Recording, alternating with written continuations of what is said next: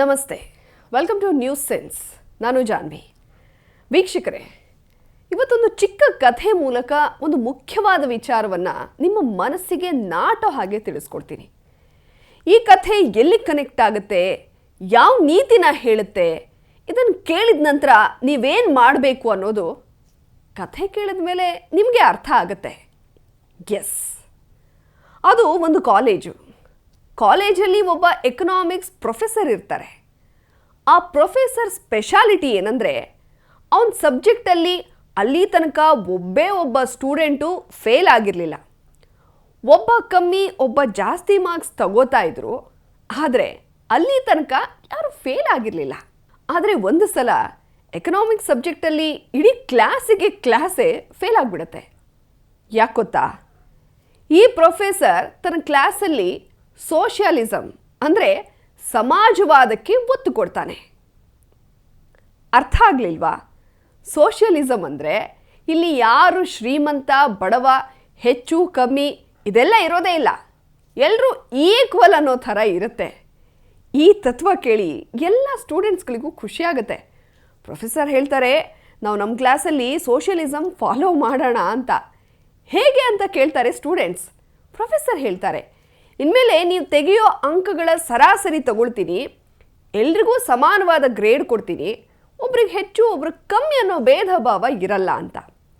ಸ್ಟೂಡೆಂಟ್ಗಳಿಗೆ professor ಇದನ್ನು ಹೇಳಿದಾಗ ಹೌದಲ್ವಾ, ಚೆನ್ನಾಗಿದೆ ಐಡಿಯಾ ಅನಿಸುತ್ತೆ, ಓಕೆ ಅಂತ ಒಪ್ಕೊಳ್ತಾರೆ. ಫಸ್ಟ್ ಟೆಸ್ಟ್ ಮುಗಿಯುತ್ತೆ. ವ್ಯಾಲ್ಯೂಯೇಷನ್ ಎಲ್ಲ ಆದಮೇಲೆ ಪ್ರೊಫೆಸರ್ ಆವ್ರೇಜ್ ತಗೋತಾರೆ.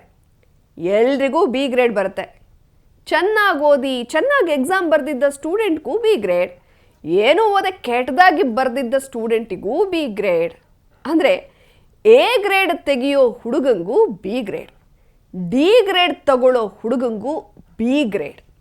ಚೆನ್ನಾಗಿ ಓದ್ತಾ ಇದ್ದ ಹುಡುಗರಿಗೆ ಬೇಜಾರಾಗುತ್ತೆ, ಆದರೆ ದಡ್ಡ ಹುಡುಗರಿಗೆ ಬಹಳ ಖುಷಿಯಾಗುತ್ತೆ. ಆದರೆ ಪ್ರೊಫೆಸರ್ಗೆ ತಾನು ಎಲ್ರಿಗೂ ಸಮಾನತೆ ಕೊಡಿಸ್ಬಿಟ್ಟೆ ಅಂತ ಹೆಮ್ಮೆ. ಸೆಕೆಂಡ್ ಟೆಸ್ಟ್ ಬರುತ್ತೆ.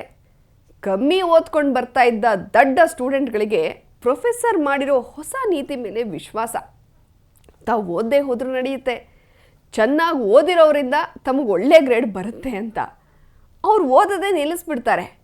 ಕೈ ಬೀಸ್ಕೊಂಡು ಎಕ್ಸಾಮಿಗೆ ಬರ್ತಾರೆ. ಇಷ್ಟು ದಿನ ಚೆನ್ನಾಗಿ ಕಷ್ಟಪಟ್ಟು ಓದ್ತಾ ಇದ್ದ ಜಾಣ ಹುಡುಗರು, ಅಯ್ಯೋ ನಾವ್ಯಾಕಷ್ಟು ಕಷ್ಟಪಟ್ಟು ಓದಬೇಕು, ಇನ್ಯಾರನ್ನೋ ಉದ್ಧಾರ ಮಾಡೋಕೆ ಅಂತ ಅವರು ಅರ್ಧಂಬರ್ಧ ಓದ್ಕೊಂಡು ಎಕ್ಸಾಮಿಗೆ ಬರ್ತಾರೆ. ಸೆಕೆಂಡ್ ಟೆಸ್ಟ್ ಮುಗಿಯುತ್ತೆ, ರಿಸಲ್ಟ್ ಬರುತ್ತೆ. ಪ್ರೊಫೆಸರ್ ವ್ಯಾಲ್ಯೂಯೇಷನ್ ಮಾಡ್ತಾರೆ. ಫಸ್ಟ್ ಟೆಸ್ಟಲ್ಲಿ ಎಲ್ರಿಗೂ ಬಿ ಗ್ರೇಡ್ ಬಂದಿರುತ್ತೆ. ಈ ಸಲದ ರಿಸಲ್ಟು ಕುಸಿದು ಬಿದ್ದಿರುತ್ತೆ, ಎಲ್ರಿಗೂ ಡಿ ಗ್ರೇಡ್.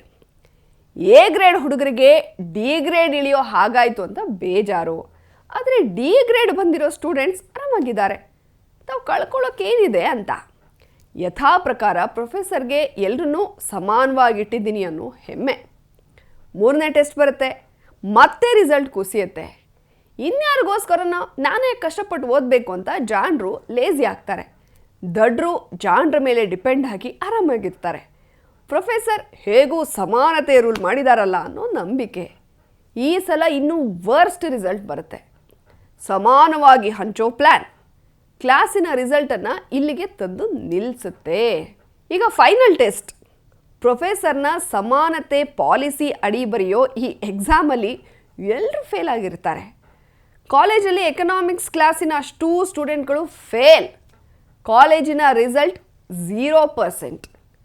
ಪ್ರೊಫೆಸರ್ ಎಲ್ಲಿ ತಪ್ಪಾಯಿತು ಅಂತ ಯೋಚಿಸೋದಕ್ಕೆ ಶುರು ಮಾಡ್ತಾರೆ.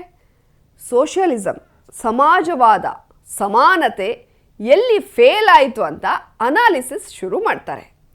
ಆಗ ಗೊತ್ತಾಗೋ ಅಂಶ ಏನಂದರೆ, ಫಲ ಸಿಗುತ್ತೆ ಅನ್ನೋ ವಿಶ್ವಾಸ ಇದ್ದಾಗ ಜನ ಶ್ರಮ ಹಾಕ್ತಾರೆ. ಆದರೆ ತಮ್ಮ ಶ್ರಮದ ಫಲ ಇನ್ಯಾರದ್ದೋ ಪಾಲಾಗುತ್ತೆ ಅಂತ ಗೊತ್ತಾದಾಗ ಅವರು ಶ್ರಮ ಹಾಕೋದೇ ಇಲ್ಲ. ಅದೇ ರೀತಿ ಇನ್ಯಾರದ್ದೋ ಶ್ರಮದಿಂದ ತಮಗೆ ಫಲ ಸಿಗುತ್ತೆ ಅಂತ ಗೊತ್ತಾದರೆ ಜನ ಯಾಕೆ ತಾವು ಶ್ರಮ ಪಡೋದಕ್ಕೆ ಹೋಗ್ತಾರೆ ಹೇಳಿ? ಸೊ ಎರಡೂ ವರ್ಗ ಶ್ರಮ ಪಡೋದು ನಿಲ್ಲಿಸಿದಾಗ ಆಟೋಮೆಟಿಕ್ಕಾಗಿ ರಿಸಲ್ಟ್ 0 ಆಗುತ್ತೆ.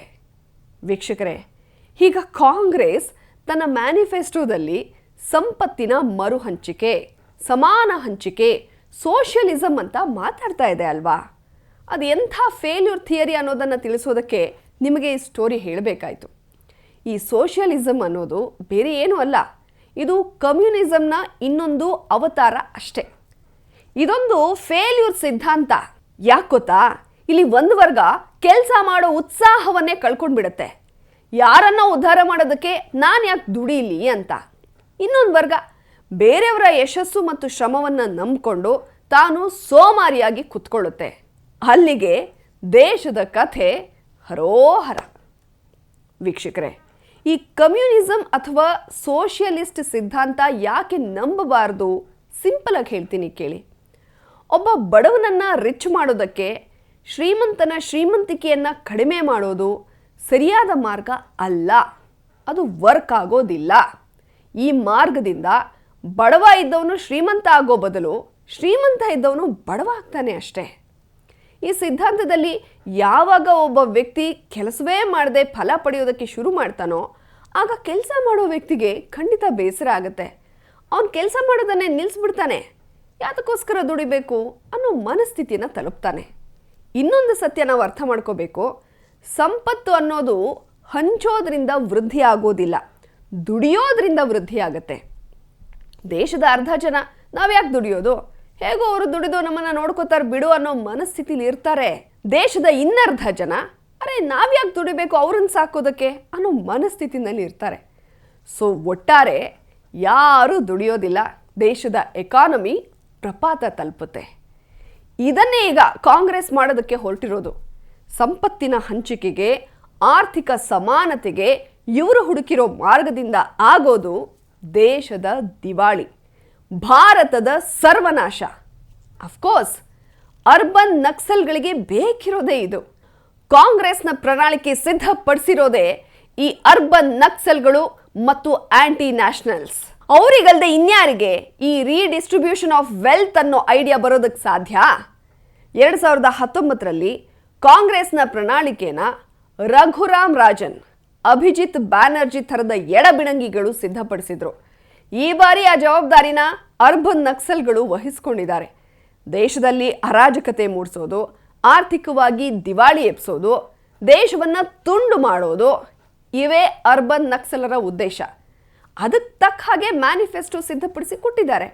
ಅದನ್ನು ಹಿಡ್ಕೊಂಡು ಖರ್ಗೆ, ರಾಹುಲ್, ಸೋನಿಯಾ ಹೋದ ಕಡೆ ಭಾಷಣ ಮಾಡ್ತಾ ಇದ್ದಾರೆ.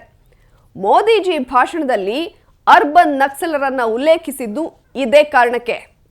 ಖಂಡಿತ ಈ ಬಾರಿ ಮೋದಿ ಮರು ಆಯ್ಕೆ ಆದ ಕೂಡಲೇ ಅರ್ಬನ್ ನಕ್ಸಲರಿಗೆ ಒಂದು ಗತಿ ಕಾಣಿಸೋದಂತೂ ಖಂಡಿತ. ಯಾಕಂದ್ರೆ ಇಂಥವ್ರೆ ಈ ದೇಶಕ್ಕೆ ಮಾರಕ ಅನಿಸೋ ನೀತಿಗಳನ್ನು ತಂದು ಅಶಾಂತಿ ಸೃಷ್ಟಿ ಮಾಡ್ತಾ ಇರೋದು. ನ್ಯೂಸ್ ಸೆನ್ಸ್ ನಿಮಗೆ ಇಷ್ಟ ಆಗಿದ್ರೆ ಲೈಕ್ ಮಾಡಿ, ಶೇರ್ ಮಾಡಿ, ಕಮೆಂಟ್ ಮಾಡಿ. ನೀವಿನ್ನೂ ನಮ್ಮ ಟಿವಿ ವಿಕ್ರಮ ಚಾನಲ್ಗೆ ಸಬ್ಸ್ಕ್ರೈಬ್ ಆಗಿಲ್ಲ ಅಂದರೆ ಈ ಕೂಡಲೇ ಸಬ್ಸ್ಕ್ರೈಬ್ ಆಗಿ. ಇದಾಗಿತ್ತು ಇವತ್ತಿನ ನ್ಯೂಸ್ ಸೆನ್ಸ್. ನೋಡ್ತಾ ಇರಿ ಟಿವಿ ವಿಕ್ರಮ. ದೇಶ ನಿಮ್ಮ ಕೈಯಲ್ಲಿ, ಅಂದರೆ ನಮ್ಮೆಲ್ಲರ ಕೈಯಲ್ಲಿ. ಟಿವಿ ವಿಕ್ರಮ, ದೇಶ ನಿಮ್ಮ ಕೈಯಲ್ಲಿ. ಈ ಕಾರ್ಯಕ್ರಮ ನಿಮಗೆ ಇಷ್ಟ ಆಗಿದ್ದಲ್ಲಿ ಲೈಕ್, ಶೇರ್ ಹಾಗೂ ಕಮೆಂಟ್ ಮಾಡಿ. ಟಿವಿ ವಿಕ್ರಮದ ಕಾರ್ಯಕ್ರಮಗಳನ್ನು ನಿರಂತರವಾಗಿ ವೀಕ್ಷಿಸಲು ಸಬ್ಸ್ಕ್ರೈಬ್ ಮಾಡಿ, ಬೆಲ್ ಐಕನ್ ಒತ್ತಿ.